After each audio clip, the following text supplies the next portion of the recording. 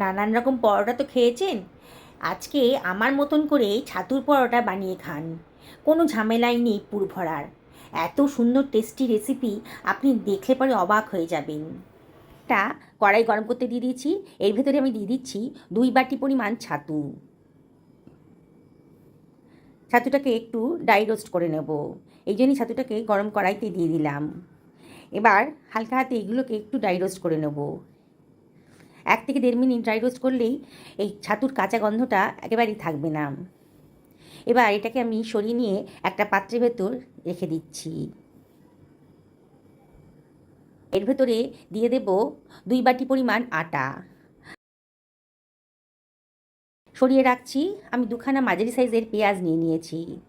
চপারের ভেতরে দিয়ে দিলাম পেঁয়াজ কুচোনোটা, দিয়ে দিলাম বেশ খানিকটা রসুনের কোয়া, 1/2 ইঞ্চি পরিমাণ আদা কুচোনো দিয়ে দিলাম, আর দিয়ে দিচ্ছি কতগুলো কাঁচা লঙ্কা, কিছুটা ধনেপাতাও দিয়ে দিলাম।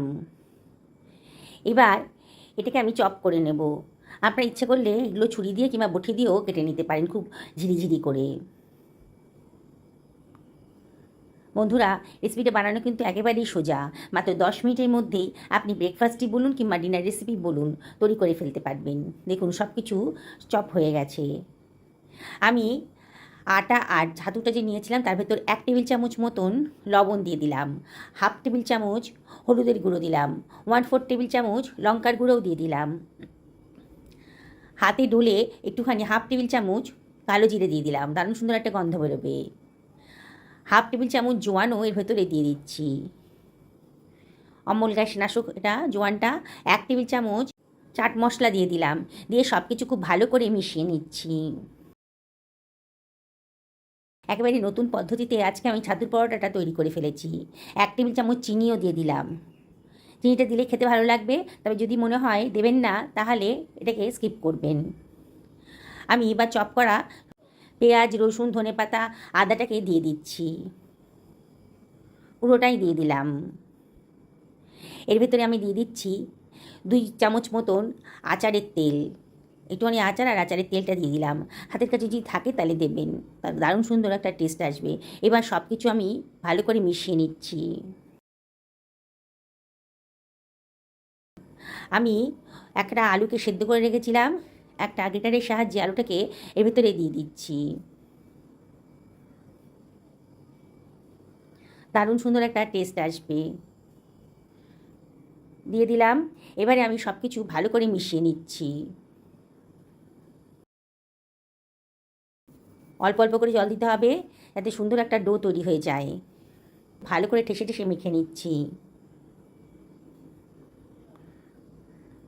এবারে আমি এর ভেতরে দিয়ে দিচ্ছি 1 টেবিল চামচ পরিমাণ সর্ষের তেল।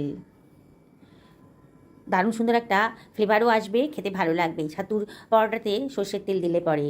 আবারও সব কিছু খুব ভালো করে মিশিয়ে নিচ্ছি। এবার এটাকে আমি ঢাকা দিয়ে রেস্টে রেখে দেবো 5 থেকে 6 মিনিটের জন্যে। চলুন একটা তরকারি বানিয়ে নিই এই ছাতুর পরোটার সাথে খাবার জন্যে। ফ্রাই প্যানে 1 টেবিল চামচ সর্ষের তেল গরম করতে দিয়ে দিলাম, 2খানা শুকনো লঙ্কাও দিয়ে দিলাম, আর 1/4 টেবিল চামচ গোটা জিরে আর 1/4 টেবিল চামচ কালো জিরেও দিয়ে দিলাম। চটপট করে উঠেছে যখন ফোড়নটা একটু নাড়াচাড়া করে দিতে হবে। গ্যাসের ফ্লেমটা মিডিয়াম টু লোতে রেখেছি।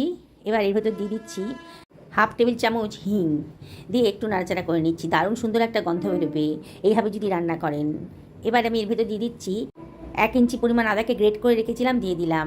দিয়ে একটুখানি সব ভালো করে মিশিয়ে নিচ্ছি, একটু ফ্রাই করে নিচ্ছি আর কি।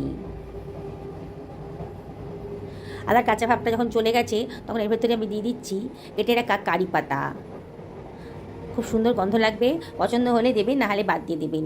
একটা টমেটোকে ঝিরিঝিরি করে কেটে রেখেছিলাম সেটাও দিয়ে দিলাম, আর দিয়ে দিচ্ছি 1 টেবিল চামচ পরিমাণ লবণ, দিয়ে সব কিছু ভালো করে মিশিয়ে নিচ্ছি। এবারে আমি এর ভেতরে দিয়ে দিচ্ছি 1/4 টেবিল চামচ হলুদের গুঁড়ো, 1/2 টেবিল চামচ লঙ্কার গুঁড়োও দিয়ে দিলাম, 1/2 টেবিল চামচ জিরের গুঁড়ো দিলাম, দিয়ে সব কিছু খুব ভালো করে মিশিয়ে নিচ্ছি। মশলাটা খুব ভালো করে কষিয়ে নিতে হবে, মশলার গা থেকে তেলও বেরোতে শুরু করেছে। আমি 5খানা আলুকে সেদ্ধ করে রেখে দিয়েছিলাম, এবার আলুগুলোকে হাতে ভেঙে দিয়ে দিচ্ছি, দিয়ে সব কিছু খুব ভালো করে মিশিয়ে নিচ্ছি। মিনিট খানেক একটু নাড়াচাড়া করে নিতে হবে। এবার এর ভেতরে আমি দিয়ে দিচ্ছি 1 বাটি পরিমাণ গরম জল। আজকের তরকারিটা একটু পাতলাই খেতেই বেশি ভালো লাগবে, সেই জন্য জলের পরিমাণটা একটু বেশিই দিলাম। দিয়ে সব কিছু খুব ভালো করে মিশিয়ে নিচ্ছি।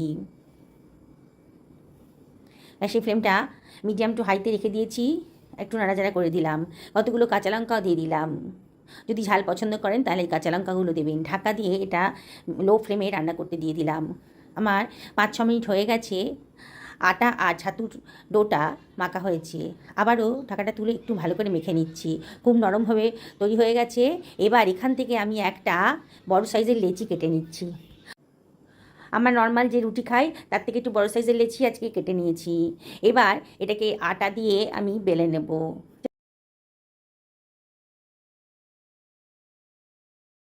আর আমি আজকে যে প্রসেসে বানালাম সেটা কিন্তু যে কোনো বিগিনার্সরাই একবার দেখলে পারে বানিয়ে ফেলতে পারবেন।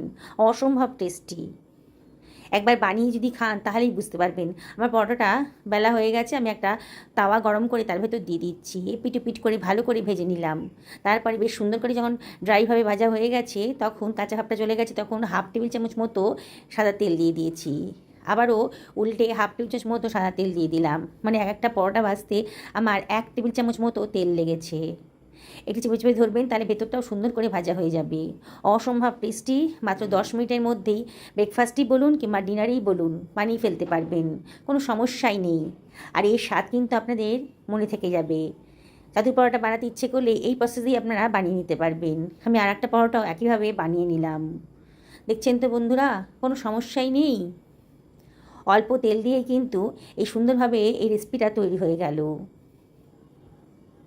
যাকে খাওয়াবেন এত সুন্দর পরোটা, সেই কিন্তু আপনাকে এই রেসিপি জানতে চাইবে। এইভাবে আমি সমস্ত পরোটাগুলোই ভালো করে ভেজে নিচ্ছি।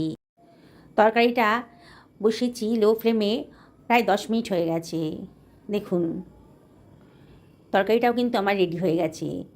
ছাতুর পরোটার সাথে এই পাতলা আলুর তরকারিটা কিন্তু ভীষণই ভালো লাগবে খেতে। আমি একটা বাটিতে খানিকটা তরকারি তুলে নিলাম। এবার আমি একটা সার্ভিং প্লেটে সার্ভ করে দিচ্ছি।